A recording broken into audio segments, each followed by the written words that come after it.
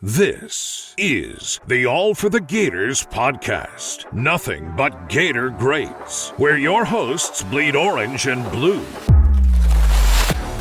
And now, your Gator alumni hosts, John, Andy, and Sid. And we're back to the next episode here, gentlemen. I'm your host, John Spano. This is the All for the Gators podcast. My co-hosts, Andy Pankratz and Sid Kafka. How you guys doing? Doing wonderful. All right. Great to be here. Good to be back again. Great episode last week. Oh my gosh. So good. We're coming down to the end of January, fellas. We got to get that January bracket challenge out there. We decided last episode that we're going to do favorite Gators wide receiver for our January bracket challenge. So many good choices to choose from. I can't wait to see. Obviously, the linebackers came through pretty good there at the end. Interested to see where we go with our wide receivers. I'm sure our guest last week will be on the list. He better be. Yeah, you think? So let's just go over real quick how this works for anybody, any new followers or new listeners. WJXL in Jacksonville Sports Radio, home of the Gators, our affiliate there. Anybody on iHeartRadio or listens to us on podcasts. We do bracket challenges one a month. We post on social media an empty bracket with a category. On social media, you comment or like. That's like a vote for a player. And then the seating is based on the amount of votes or comments and likes combined. That sets the seating. And then each matchup is posted separately. And then once again, comments and likes will determine the winner of the matchups all the way to the winner of the bracket. So it's not who's the best. I understand Carlos Alvarez was an amazing receiver back in the day, but his fans may not be too active on social media. So just keep that in mind. That's when they get angry with you, right? That's the fun part? Oh, absolutely. Okay, good. You guys enjoy that, do you? Yes. Yeah, of course. Also, you want to stay on top of our social media. We always do tons of giveaways, autographed cards and magazines. We just gave away a really awesome Fighting Gators magazine with Jarvis Moss on the cover, and it was signed, and getting off Troy Smith from the championship game. We're going to be giving away some cards of Riedel Anthony and our guest today and some of our former guests. So if you want some cool Gator swag, check us out on Twitter, A4TG Podcast on Twitter, All for the Gators with the number 4 podcast on Facebook and Instagram. And, of course, anywhere you get your podcasts as well. And I would like to add, these are legit giveaways because I've been asking John to give me any of these things, and I've earned nothing. So everybody who is receiving that have legitimately earned it through proper channels. There is no favoritism. That's right. I'm waiting for the Jeff Chandler card. If you go back to the Jeff Chandler episode of All for the Gators, he's the Gators' all-time leading scorer, kicker, but doesn't have a single card. Even in the pros when he went to the 49ers. So we don't have any. So that was the joke. All right. Our guest has joined, and we were talking about our January bracket challenge, your favorite Gators wide receiver. This guy might be on the list, and he might do very well. That narrows it down. We got a receiver today. So which receiver do we have this time? All right, well, this week's guest was a teammate of last week's, Riedel Anthony, for one season. He comes from Moss Point, Mississippi, where on the football field he flashed enough greatness for a young head ball coach to come calling. As a Gator, this man set himself apart by catching touchdowns with attitude and style. They call that swagger, boys. Rarely seen in the swamp. Capping off his career in the orange and blue with an SEC Player of the Year, first-team All-SEC selection, consensus All-American honors. Wow. He was a finalist for the Bolitnikoff Award as well in 1994, all of that, when he scored a total of 16 touchdowns, 15 catching, which led the nation. Looking at the UF record books, this guy ranks 7th all-time in receptions, 5th all-time in receiving yards, tied for 2nd all-time in receiving touchdowns. But when he left UF, he had the record with 29, and that was also the record for the SEC. And no one has put on a Gator helmet and caught more touchdowns in a single game than him with 4. Gentlemen in Gator Nation, listening all around the world, I give you Elliot Cornelius, otherwise known as Jack Jackson. All right. Wow. Thanks for coming on the show. Definitely. Thank you. Glad to be here, guys. All right, Jack. So cool to have you on with us. And before we get started with your stellar collegiate career, you were a teammate of last week's guest, Riedel Anthony. And I just want to get your thoughts on him and the rest of that freshman class first of receivers with Ike and Quez coming in your last year at Florida. So what were your thoughts when they were coming in? They were very talented. Yeah, I remember going through the recruiting process with those guys. And I had the opportunity to meet a few of them and spend some time with them on official visits, and was very impressed when they showed up. Um, a lot of them had been like me, previous running backs or previous other positions than receivers, so it all worked out well for us. So you don the illustrious number 1 at UF. We know the prestige that kind of behind it today. Reggie Nelson, Percy, Kadarius Toney, among some of the special players that have worn it. Did that legacy start with you? I would hope so. That's the right answer. I'd like to think that I had a part in that. You know it. I think you did. Definitely. Did you wear that in high school, or was that Nope. just... So actually, no. My first number in high school, I was 25, and I switched to number 2. And at the time back then, "It Takes Two" was the song, and they used to play "It Takes Two." And then when I left high school, I said I'm no longer going to be number 2. I'm going to be number 1, and that's where it all started from. Is that the "It Takes Two to Make a Thing Go Right"? That is right. That's right. It takes There we two go. if things go right. That's right. What's on Jack Jackson's playlist these days? Oh man, I'm old, bro. I'm old. I listen to a bunch of reggae and blues stuff. All right. Good deal. So prior to donning number 1, let's take it back to Moss Point High in Mississippi. Moss Point High. Moss Point High, excuse me. Yes, sir. So it's kind of hard to do research for stats before the late 90s online, internet not around yet. So why don't you tell us about some of your accomplishments? Usually John likes to include those in his intro. So what is he missing out there? What can you tell us about your high school accolades before you became a Gator legend? It's kind of crazy, to be honest with you. I played running back. I played running back the entire time I was at Moss Point. And I just decided I wanted to play receiver. So they finally let me play receiver. I only played receiver for one game, and that was against Pascagoula, Mississippi, which is Shane's old high school. Okay. And I had a great game there for that one game, last game of the season. That's basically the only time that I played receiver until I got to Florida. So when I got to Florida, I had to learn how to play receiver because I had always been a running back for my whole career in Moss Point. So it kind of worked out good for me. So were you all-state running back? I mean, did you get accolades from playing running back? Did you play other sports? No, I didn't. Actually, how I even got on the map recruiting-wise, and you're not going to believe this, how I got on the map recruiting-wise at receiver is I went to a football camp at Florida State, and my high school coach, deceased Mr. Billy Miller, said, "Man, I need to get people to see you do something on this level." And so I actually took the Greyhound bus. Pascagoula was already the whole team was having a camp at Florida State, and so they were already down there. And to be honest, my coach put me on a Greyhound bus to go down there. And when I got there, I played receiver at Florida State camp. I didn't play running back. I played receiver there, and that's where all the buzz came from me playing receiver, was at that camp against all the Andre Hastings of the world and all. Okay. Yeah, all those guys. Being a late bloomer to the receiver position, do you think if you maybe got an earlier start at that maybe you could have had an even more illustrious career, or did that play to your benefit that you kind of were learning as you go and natural talent came through? How do you see that? I don't know. I don't know if it would have helped me anymore. I think I did pretty good on my own. You sure did. So it just being a running back, it was just easier for me to transition to playing receiver because I wasn't scared of contact. I didn't have any problem with running through contact, and I was already fast, so that was natural. So it just basically, and I had one of the best coaches in Dwayne Dixon, and Coach Spurrier worked with us as well. So I learned from some of the best how to play the sport. So that camp, is that where the Gators saw you? Nope. That's where Bobby Bowden and Bobby Bowden came recruiting, and what's the defensive backs coach then?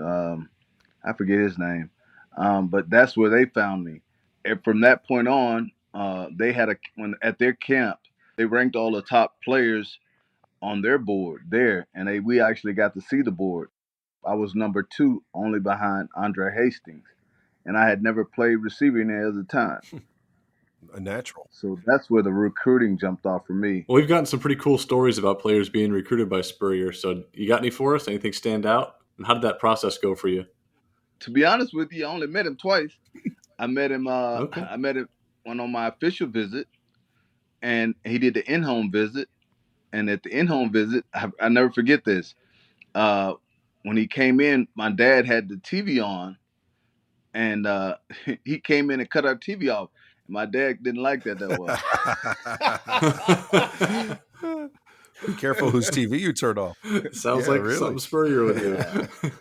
So he cut the TV off, and my dad kind of rubbed him wrong, but hey, it was him being him, so it didn't really matter. With all the prestigious football programs in Mississippi, you have Ole Miss, Mississippi State, Southern Miss. I'm a Packer fan. I think Favre might have been there back then. Why leave the home state and head towards Florida? What was the reason? Were you looking for a change? It was different. Well, back then you got to remember, you had Mississippi State and Ole Miss, really as the only two. Obviously, they had USM, but Mississippi State, had a bunch of guys from Moss Point had all played at Mississippi State, so there was like a pipeline from Moss Point to Mississippi State. And then back then, the head coach at Ole Miss back then was Billy Brewer. They were all good. They were average to, they weren't spectacular or anything, but they were good programs. But my grandfather was an older man that grew up during slavery. So, I always had a problem with the rebels thing. And my mom always had a problem with the rebels thing. So I just couldn't see myself going to a university talking about rebels. And at Mississippi State, it just, I don't know, Jackie Sherrill recruited me very, very hard. I took a visit there out of the kindness of my head coach Billy Miller, and it was pretty cool. It wasn't, by the time I had gone there on an official visit, I had just come from a visit at Notre Dame with Lou Holtz, and I had just come from Auburn with Pat Dye, and I had just met Coach Steve Spurrier. So I was impressed with those guys. I really wasn't impressed with the other guys. Were those your top 3 schools that you were looking at the time? No, my top schools was actually between Notre Dame, Miami, Okay. and Florida. So what sealed the deal for Florida? It just the opportunity. To be honest with you, they're the only ones.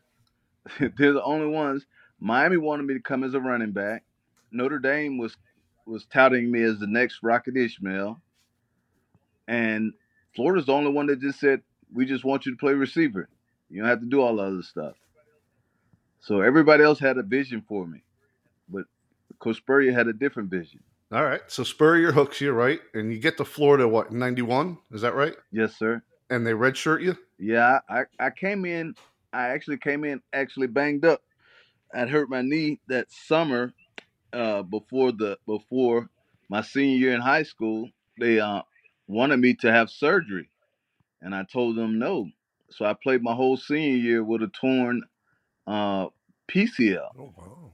And when I got to Florida, I just had the arthroscopic surgery to clean up all the stuff I had done my senior year to be eligible. So were you sitting out that year healing and rehabbing, or did you actually get on the scout team at all? Yeah, I did, and I was killing the scout team. So yeah, that's when I knew I was ready. I played against Larry Kennedy's and all those guys, and they knew what I was all about, but they knew I was redshirting. But by the time I was ready, because I almost wanted to leave because I didn't understand the whole process. Because I looked at the depth chart when I first got there, and I was like number 6 receiver, but I was behind 4 or 5 other guys at my position, not understanding at the time that because I was redshirting, I wasn't able to be put into the lineup as far as the roster wise. So I got kind of upset and had to talk myself off the ledge a few times, which wanted to transfer. But it was my fault because I didn't understand.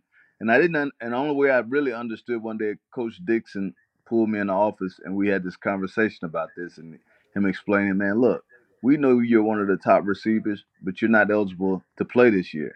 So don't look at the board. And I was just looking at the board and saw the depth chart, and I'm out there killing people in practice. and I just didn't understand. So a few of our guests have told us, like you're saying, how important their time on the scout team was to their development. And it sounds like you've had a similar experience to almost dominate, I guess, the first team gave you the confidence. Is that fair to say? Yeah, about time halfway, almost towards the end of the year that I redshirted, man, I already pretty much knew that I was ready. But again, it's a mental thing. When you used to being all American coming out of high school and you're all world everything, and then you know people are telling you that you're looking at a depth chart that says you're the sixth Z, the fifth Z on the, and you're like, what the heck? So it was a mind thing, but you know, the development going against the scout team and playing other people's positions and all that, it really lets you get an idea as to what you can actually do. And even though you're not going 100% full tilt all the time on the scout team, you still get to work against those guys in one-on-ones and 7-on-7s and all that stuff. And then I'm looking at the guys that's starting, and once I'm sizing them up, I'm like, dude, I do that and then some. So Hmm. it really just makes your confidence that much So this is higher. kind of a stupid question, probably, but I really don't know the answer. Why would they redshirt you then if you're doing so well? Did they regret redshirting? Is that a decision they had to make early? What was the injury, wasn't it? So I'm gonna tell you this. So you might remember this. We played Syracuse that year, the year I redshirted, and they had already made the decision to redshirt me. Well, Syracuse had Quadra Ishmael and all those The guys, and missile. we were getting blown out.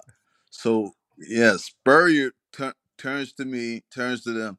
We need to put him in, and they were like, "No, he's redshirting. He's redshirting. If he plays, we're gonna burn him." And that's when I that's when I learned about what was really going on. I knew I was doing well at practice. I knew what I was able to do, and I knew I could have helped the team. But they had already made the decision. And you got to remember too, I had just had orthoscopic surgery and got my knee cleaned up and all that. So I knew what I was doing on the practice fields. I knew I was ready, but it's almost like I got an extra year just to sit and watch and really just have the confidence. So by the time I was playing my redshirt freshman year, it's like, man, I've been beating these people over here all year long. Yeah, we've had a few guys on talk about redshirting and that it was a benefit. That it's treated as a benefit. Yeah. But I mean, it's got to be something for Spurrier to be asking for you to get in the game. Right. I mean, your confidence must shoot through the roof when the head ball coach wants you on the field. Yeah, but by that time, by that time you've already experienced watching guys and believe it or not, people size their other teammates up too, so they know when they're looking at their teammates, they know their strengths and weaknesses, and they know how they compare to them. So you can't um, be concerned. Like my first time, and this is the God honest truth, and all the people will tell you, the guys are when I first came on my recruiting trip to Florida, my attitude was they introduced me to Trey Everett, and Trey Everett goes, "Who's he?" And I said, "I'm the one that's going to be replacing you." Shots I love fired. So I and love it. he's cocky. He's cocky. He's there. He ain't gonna be all that. And I'm like, my mindset. I didn't come here to sit there on the bench and play second fiddle. I've been an All American, all everything my whole life. So this shouldn't be any different either. After sitting for that year, you come back in '92 to a pretty loaded team. We got Shane at quarterback, Eric Rhett in the backfield, Willie Jackson, Aubrey Hill. Where do you see yourself fitting in at the beginning to make your impact on the offense? Did you have an opportunity out of the gate, or Oh no, no, no. My mindset was already I was wide receiver one in my mind. So when I first touched the field, I didn't even think anything other than what I just said. I was wide receiver number one. I had great respect for Willie Jackson. I had great respect for Aubrey Hill.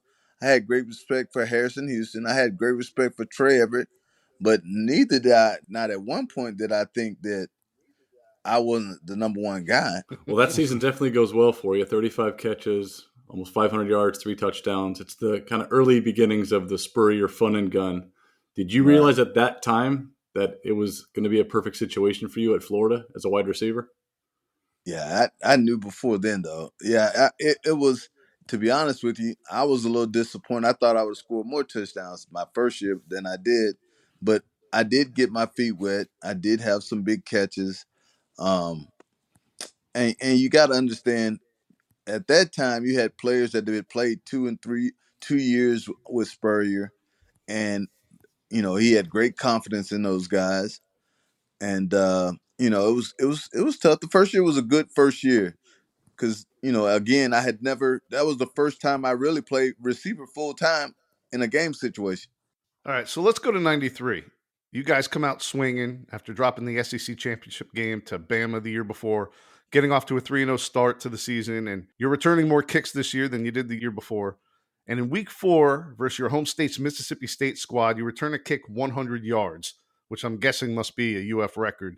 And this has to be one of your favorite plays of your career. Can you take us through that kick return? Yeah. So you're not gonna believe this. Well, like 3 days before that, I got hit into. We were having 7-on-7, and I ran a route across the middle, and I jumped up, and Lawrence Wright hit me. All right, and I dislocated. Well, not dislocated. I separated my shoulder. Ooh. So they didn't even know. They didn't even know if I was going to be able to play that game.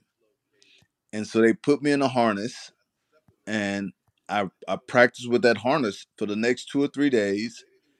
And then, to be honest, when the game started on that return, I was running so fast and cut back. I didn't want to get hit because I had a separated shoulder at the time. So when I ran that, when we did all of that, I reflect on it. All my teammates know that, man, he wasn't even supposed. I wasn't even going. They didn't even know I was going to play the game. So it just worked out that way, man. I don't know if I was scared. I was so scared I didn't want to get hit, or I was just fortunate enough. And it was against a team that obviously is from my home state, so it worked out well for me. That was a big game early in the 93 season. You have a huge year, over 50 catches, almost 1,000 yards, 11 touchdowns. Gators played well too, go 9-2, make it back to the SEC championship game versus Bama. You get the ring this time. And even though you were on the team redshirted in 91 when they won, obviously you were a much bigger part of this team. You're on the field for this one.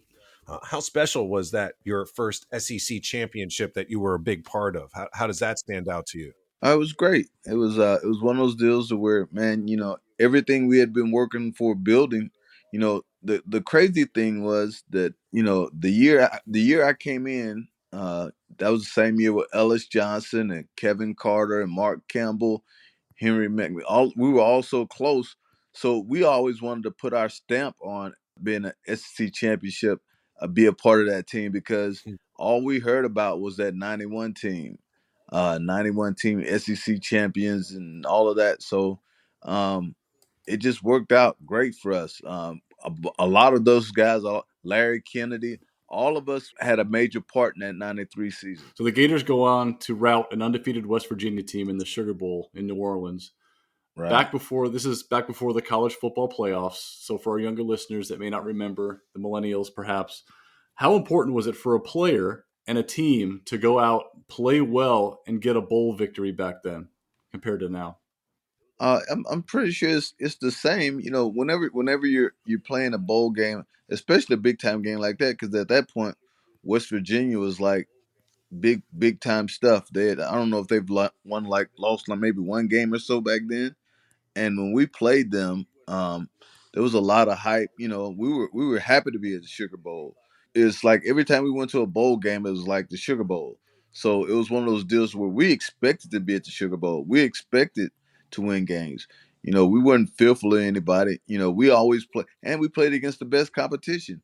And at that time, the best competition was Florida State. When we locked horns with Florida State, those were the creme de la creme. Those were the guys, these days versions of Alabama. Florida State was dominating then. So we would have had a bigger impact over college football history had it not been for the dominance of Florida State back then. Yeah, no, I remember the Sugar Bowl being It still is a big game. I remember back then, the Sugar Bowl was definitely a big deal. And if it wasn't for Miami, FSU probably would have won a few more. Or if they had a better kicker. That's exactly right.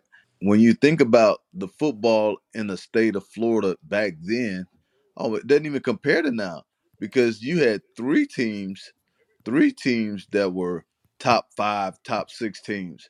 So, three of the top 5 or 6 teams in the country all resided in Florida. Yeah, consistently every year too. That's right. Yeah, that's right. And then there were the football field was littered with All-Americans. Everybody had 3 and 4 All-Americans. We weren't scared of Alabama. We weren't scared of anybody when the teams in Florida dominated everybody. That's right. Let's take it back to the first wide right, FSU Miami. Andy, you know where I'm going with this, right? Oh, God. And actually, I think we were in middle school, and Andy's father took us to the Orange Bowl. We grew up in South Florida. Okay. So when we were in middle school, of course, they're winning championships since, 83? Right. Every other year, they're winning the national championship. So we go to the game. I just gotten a job at a movie theater, like concession stand, whatever. And I had to start at a certain time. And I made Andy and his father leave the game early. It was crucial you got to the theater to make the popcorn, man. The game wasn't important. The popcorn was calling. And we were driving.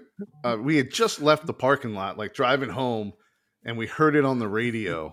Wow. Definitely not all for the Kings. And I got to be honest, to this day, I still feel so bad. Like that thought pops in my head, literally, like, a couple times a year. Sorry, off track. This is All for the Gators podcast, not All for the Canes. That'd be a different story. They wanted Jack Jackson, but he didn't go there, so we're not going to talk about it. Let's talk about 1994, Jack, all right? Season opener, New Mexico State. Oh, you know this game well, right? You grabbed 4 touchdown passes, setting the school record for most in a game. It's been tied since then by, I believe, Ike Hilliard and Pitts. But how does it feel looking back that you're on top of the record list at Florida for this? And I mean, for several others when you left, even though they've been broken or tied. But how does it feel looking back, knowing that you have a spot in those record books? It's humbling, to be honest. And the crazy thing is, like, even when I look at the record books now, I look at stuff differently. Because I always look at stuff, and like even as these records are being broken now, I always equate to me what it really means. So it's like I look in, like, the all-time touchdown record is 31 by Chris Doran. So I always think in my mind, I said, that's great. I said, but you did that in 4 years, I did it in 3. And so I'm like, had I played another year, let's say I average another, oh my God, let's say I just averaged another 12 to 14 touchdowns, then what would the record really be? Mm-hmm. So, I look at stuff like that, and being cocky and being competitive, I look at stuff. I said, well, look, here's what you do. Take my averages or take my numbers, and half the games that I played we were blowing people out. So I only played a half. So I never get to play a whole game. Only time I get to play a whole game is when we're playing Florida State against the best of the best teams. And that's Florida State back then, the Auburns. And then go see how many touchdowns I had on those. I just think different. So I would love to have seen what I was able to do if I played for 4 years. How often do you play that card with your buddies or former teammates and bring that up? Oh, they play it. They play it. They know. Even the game against New Mexico State, I only played a half. I didn't play the whole game. Do you ever think back about what it would have been like to stay for that extra year? Do you have any regrets there? Yeah, I do, but my body was failing by then. So by the time I left, man, my knee was all, everything stemmed from that knee injury from my high school. So by the time I left, my body was failing, and I knew I was failing. So, and consequently, even when I got to the NFL, I was already having knee problems. So, it wasn't like I didn't know. Me staying another year would just had one less year I would have played in the NFL. That's had the opportunity to play because my body was already failing. Well, let's go back to 94 real quick. You go on to literally have a career year that year, almost 900 yards. You lead the entire nation with 15 receiving touchdowns. and you added one more rushing for good measure. Do you feel, and Riedel brought it up last week, the competition between, all the wide receivers there, Doring, yourself, Ike, Quez, Travis McGriff, it made him a better wide receiver. Do you feel having those teammates, made you a better receiver, or was it just, hey, this was your time to shine, and you knew you were this good and got it done? Well, we all got better. Iron sharpens iron. Nice. So, that's one of those deals where you got to remember now, when we're having competition, when we're playing one-on-ones against the defensive backs, all of us are very skilled and very talented and very athletic. And each of us had some special qualities about each of us. But, you got to remember now, when we were all going through this, man, it was hard to get on the field. These guys, if you got Ike, Jacquez, Riedel, myself, Chris Doran, vying for time, it was hard for Travis McGriff wasn't getting on the field with us. You had guys that were good in their own right, but they had 800-pound gorillas in front of them. So, it just was one of those deals to where nobody took a back seat to anybody. And when we competed at the highest level against each other first, before we even go and play anybody else. Speaking of competing at the highest level, again in 94 ends with another SEC championship matchup against Bama, winning this one again. Obviously, you alluded to that being the end. Did you know going into that game that you were going to be going pro, or was it like something that came together after the game, or do you remember your mindset back then? Everybody knew I was going pro by then. I went to the Coach Spurrier knew I was going. Coach Spurrier already knew. Everybody already knew. Worst kept secret, huh? And so I went to on senior day. I participated in senior day, so everybody knew I wasn't coming back then. There was no shocker. Yeah. That wasn't. I was already gone. I was halfway out the door anyway. So looking back at your time at UF, what did you learn from a young Coach Spurrier back then? How to run routes. And crazy to say that, because when I look back at it, the Coach Dixon was the one we spent all our time with. And we spent a lot of time, as a receiver, you spend a lot of time with the quarterbacks and the quarterback coach, which was Coach Spurrier then. So you learn some nuances, in which he did a lot of instructing as far as showing us what to do and how to do it. But, he wasn't like, that was Coach Dixon that was doing all that. Coach Dixon kept us focused. Coach Dixon's the one that we all really confided in. At that time, we obviously had relationships with Coach Spurrier, but not like day to day, like we talking to him and all that. He's just different kind of cat. So he definitely instructed us, and we spent a lot of time in film room together, and him picking apart some stuff and showing us insights to where he's looking at stuff and what he's thinking. If this coverage does this, then this is who you should expect to get the ball, and so it was a lot of that, but it was very knowledgeable to coach with Coach Spurrier, because he saw it from a different angle than a lot of people saw it. Are there any other memories from your time at UF, on or off the field, that are special or pop in your mind once in a while that we didn't touch on? Man, I got plenty of memories. I had a great experience. I really did. I was fortunate enough to play with a bunch of great guys, and I still have some really good friends from those teams, and I speak to a few of them a lot. And another thing I really embrace is we were doing it at a time where it was just beginning for Florida, really. We were like the pioneers, the trailblazers. That's why it hurts my heart to look back and look at some of the struggles now that Florida has, because those are struggles that were already past. Now they got to reestablish themselves and put their foothold in college football to where it used to be that everything went through Gainesville. When it did go through Gainesville and you were there, you caught some balls for some of the best who ever threw in an orange and blue. I'm talking Shane Matthews, obviously Danny before his Heisman, but Kressler and Terry Dean in there.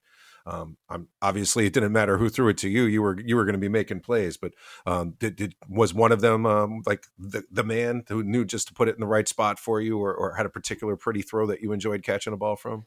Not really. I enjoyed catching all of them, and they're all different though. That's the crazy thing. Shane threw a very nice ball, had enough velocity, but not too hard, not too soft, but it just like melts in your hand. And then obviously I played with Terry Dean. Terry Dean threw a ball that was probably a little bit more, a little harder than the others, but he was very good and had great touch. Danny just basically, he just take his steps and throw it as far as he could, and he just had receivers that could just go get it. He sure did. So yeah, so he, I remember Coach Spurrier used to say, Danny, just take your steps and throw as far as you can. They'll go get it. And that's basically, when I look back at it I look at his performances over it, man, he was very good about just understanding that he had so many weapons around him and just don't mess it up. Just put it out there. So your touchdown celebrations have been referenced on this show. Certainly Jabbar Gaffney had a discussion with us about it. Are there a few that you look back on and enjoyed? Yeah, the one against Florida State, where I juggled one in the swamp for a touchdown and had the heart attack. That one was probably my best one because I'm an avid Sanford and Son guy. It's the big one, Elizabeth. Oh yeah, it's the big one. Yeah, it's the big yeah, one. it's the big one, baby. Yeah, so that was my favorite. That's one of my favorite celebrations, and I guess the one at SEC championship in Legion Field at the first one up in Birmingham, that was nice too. So yeah, those are probably some of my best memories. Coach Spurrier ever give you any hassle for any of them? No, he never did. He never did. I always tell people, I said, man, because the year I left, guys were calling me and saying, man, you all over this rules with stuff you can't do. You're all over the celebrations. You're all over all of them. Example of what not to do. Yeah, what not to do. So you move on to the NFL. You get drafted by the Bears in '95, and you're there for a couple seasons. How do you feel about you said earlier that you were already feeling the effects of your body wearing down and your previous injuries and your knee and everything. Man, to be honest, my body was feeling so bad that I couldn't stay healthy to even help them. I couldn't stay healthy to show them what I'm really capable of doing because every time I looked up, I was in the training room with knee issues. I got there basically damaged, had to have a shoulder surgery. My body was declining. And you went in the fourth round, so I'm assuming the NFL teams knew of some of your injuries. I'm assuming because you had such a monster year and put together such a great career at UF that I would imagine you would have won a lot earlier. I was like, everybody thought I was going in the first round. Everybody thought I was going in the first round. And I thought I was going in the first round. What I didn't realize was out of 32 teams back then, I had failed like 27 of the team's physical. Wow. Oh. So only 5 people on the board, and Chicago being one of them, that I was even eligible for because I had failed the physicals. Bad timing. As a cocky, arrogant guy at that point, I didn't know. I thought still I was going in the first round. But not until after it was over that I realized why I didn't. So how are you doing today? Or your knees? Oh, I'm just 50 years old. I'm just old. They still ain't. We're not much younger, Jack. We're getting there too, man. Yeah, we're right behind you. So what do you do with yourself? What are you up to these days? Have you been back to the swamp? I've been in the car business, man. I've been in the car business for 24 years. Okay. So, yeah, I've been in the car business for 24 years. All right. So, do you want to say what city? Maybe people will come out and buy some cars off you. I've been in Baton Rouge, Louisiana for, I've been in Baton Rouge for 26, 27 years. Did you enjoy the Sugar Bowl that much? Is that what? I know, right? Man, I've been here. I love it here. How do they treat you out there in Tiger Country? Or are you enemy behind the lines there? No, I've had a great time because I've never lost to LSU, so I've never had a problem here. There you go. Yeah, they weren't quite as good in the 90s as they have been lately, right? It wouldn't have mattered, though. We still would have did the same thing. Of course. That's right. You ever get back to the swamp for any games? I do. I usually come like once a year. I haven't in the last 2 years because of COVID. But, yeah, I usually do a game or two a year. All right, Jack. So we're going to end with this. We usually end with some kind of bit, and we're going to do a 5 for 5. So what I'm going to do is I'm going to name a teammate of yours at Florida, and you got to tell us the first thing that comes to your mind. Are you ready? Sure. Shane Matthews. Cool. All right. Kevin Carter. Dominant. Yes. Yeah. Eric Rett. Hardworking. James Bates. Clown. Correct answer. Ellis Johnson. Nasty. Yeah. Yeah. Do you have any stories about Ellis for us? Mm-mm. Well, Jack, it's been an absolute honor to have you on the show with us today, and you've been more gracious with your time. And I want everybody out there listening in Gator Nation to the All for the Gators podcast to know that when you're watching the Gators play and they reference number one and how special it is and the prestige that comes with it, and only the upper echelon of top playmakers get it, like Harvin and Reggie Nelson and Tony and now Pearsall, right? Well, you got to realize where that all started with the style, the power, the swagger, and the records from Jack Jackson, baby. Own it, Jack. Thanks, guys. Thank you. Thank you very much, Jack. We really appreciate it, and it was a great conversation. Thank you, guys. Yeah, no, we really appreciate you being on the show. It was a lot of fun, great stories. Glad you took some time out to talk to us, and glad you're doing well in the car dealership. We appreciate you. Very generous with your time. And absolutely, if you're ever in the South Florida area, let us know. We'd love to take you out for a drink and hear some more war stories with you. No problem. Appreciate it, guys. Very cool, man. The guy, one of the first guys with swagger at UF, really set the bar. Delivering a number one quality interview. Yes, he did. Nice job. Well played. Yeah. Hey, Andy, you going to stick around for our 2 bits this episode? Yeah, I think I'll stick around this time. You don't have any prior engagements this week? If my computer doesn't crash again. All right, so first, before we get to the 2 bits, once again, we're going to do our January bracket challenge, favorite Gators wide receiver. And man, we've had some great ones on the show, especially the last couple of weeks. Riedel Anthony, we had Jack Jackson today. Jabbar Gaffney earlier. In the past, we had Jabbar Gaffney. Chris Doring. Chris Doring, absolutely. I mean, there's just a ton of them. So once again, we're going to put it on social media. People are going to comment with their favorite wide receivers. And if he's already commented, you like it, that acts as a vote. And then that gets compiled. The seeding is set. Head-to-head matchups after that, all the way till a winner is crowned. Hopefully that's up by the time this airs. How about that? All right, let's get to our 2 bits. I was remarkably impressed with the level of confidence that he had. It seemed like every question we had, it always circled back that he never had any doubt from the very beginning that he was going to be remarkably successful, changing positions, going to another state, sitting through a redshirting, whatever they threw at his way, his injuries. It seemed like it was no question. It was already a foregone conclusion that he was going to be an all-time great Gator receiver and ultimately go to the NFL and get drafted. And I believe if he was healthy, that he probably could have had a bigger impact in the NFL. It's a shame that we didn't get to see more of what he had. But my gosh, did he show us a lot when he was in Gainesville. Very nice. That's great. I think we should make Sid go last going forward, though, because in his massive pontifications, he always covers everybody's 2 bits.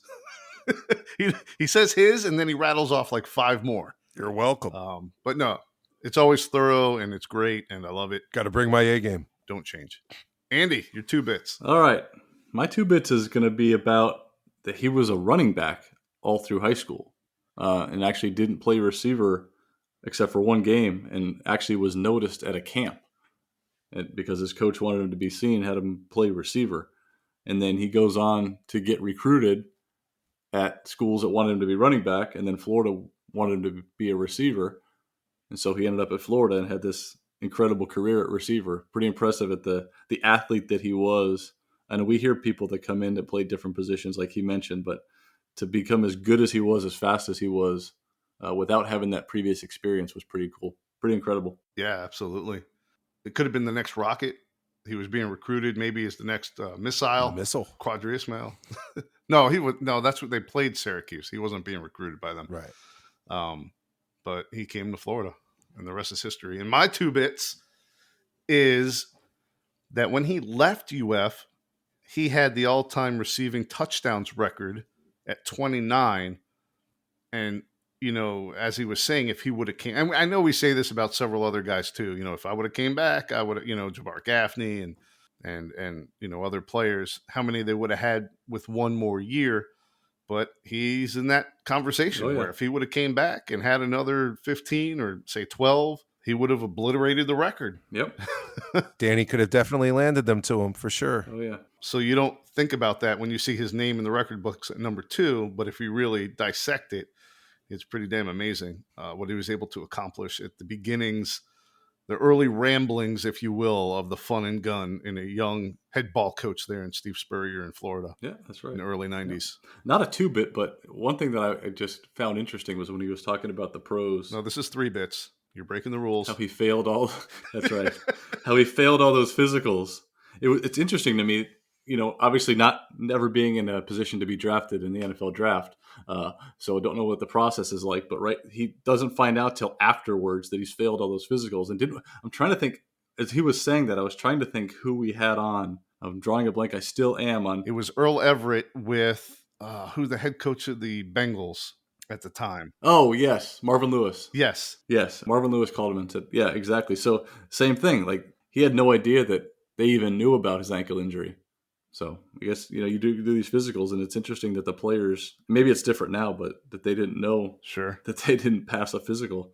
Another informative, amazing interview here on All for the Gators podcast. And we're going to be giving out some Jack Jackson signed swag. So here's something. How about we give it away now, even though we're not live, right? Caller 10. No, we can't do that. But are you going to give Sid a prize? No, I'm not. Are you finally giving Sid a prize? I'm not giving Sid a prize. I'm calling right now. I want in. I'm going to save it till it's really, really special. I finally get something. If a listener is streaming the All for the Gators podcast, however you get your podcasts, and you're listening to this right now, if you're the first person to post and and how do you say it on Twitter? At us or tag us on Twitter? Tweet and put. I don't even know how to say it, man. I'm not on social media, and I know that Twitter you tweet. Okay, no, come on. Right. Okay. So they're going to tweet, but they're going to add us, right? They're going to at A4TG podcast, and they're going to put Jack Jackson, the OG number 1. There you go. I like it. And whoever's the first person to do that, I'm going to send a signed Jack Jackson rookie card, and he's going to be in his Gators uniform. So if my daughter does that now before you're done editing it, it might be suspicious, right? I got to wait a little while. Anybody with the last name Kafka does not win. Oh, sorry. All right, gentlemen. It's been a blast. And once again, we have these scheduled for weeks and weeks out. You can catch us WJXL, home of the Gators in Jacksonville Sports Radio. Hello, Jacksonville. On their podcast section. What's that? Hello, Jacksonville. Yeah, man. We love them. We love them up there, down there, wherever you are, from where you're listening. People are listening all around the world, kids. We have United Kingdoms. We have Europe. We have 4 or 5 other countries besides the U.S. And we did get, and this is the last thing I'll talk about, we did get a summary from Buzzsprout, which is our hosting site where we put our podcast on, and then it's distributes it to all the directories, Apple and Google, Audible and everything. And we finished last year after only 8 episodes in the top 50% of podcasts on Buzzsprout. Wow, that's crazy. Very impressive. Oh, it is. If you think about it, it's pretty crazy. We must be doing something right. Thank you to all our friends out there listening. That's right. Share us. Share us with your Gator friends, with Gator Nation. A lot of really cool information and stories and bits that you didn't know. You're going to find out right here on this podcast. And just wait. There's much, much more to come. I learned something every time. Absolutely. All right, guys. It's been a pleasure once again. Go Gators. Go Gators. Gentlemen, go Gators.